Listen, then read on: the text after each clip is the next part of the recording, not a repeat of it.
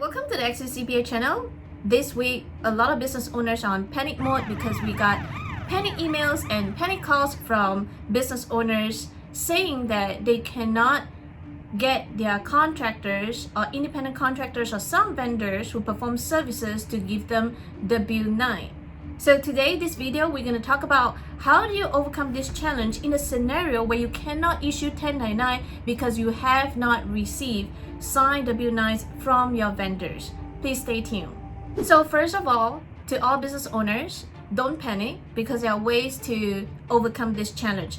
Now, the rule that you need to remember is if you hire independent contractors and they provide services, you must issue them 1099 and EC this year by the deadline of February the 1st. I repeat, you must. What does that mean? That means there's actually no exception. Whether you have received a W-9 from them or not, you must issue 1099 and EC to these independent contractors regardless. So then the question is that you would ask, how do I do that? I mean, it's impossible because I don't have their social, I don't have their EIN. What am I supposed to do? So here is what you need to do.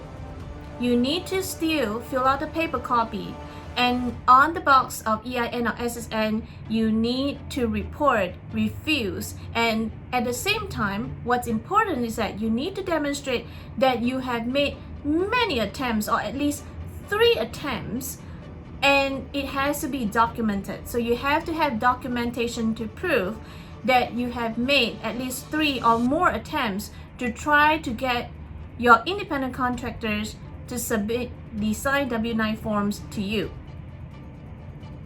Now, after that, once you file the paper copy for this batch of independent contractors that refuse to give you their social, tax identification number, or EIN, the next step is that if you ever want to continue to hire these contractors, you need to start doing backup withholding. Current rules is 24%. You have to continuously make sure you check in case the rates have changed. And you have to submit these taxes for these independent contractors, and you have to file a form 945. It's form 945, and you can check on the link below. And if you don't do above steps, there's possibilities, and very high possibility, especially for construction businesses. If you use 100 contractors and you only issue 30 1099, that is not okay. So the penalties would be heavy.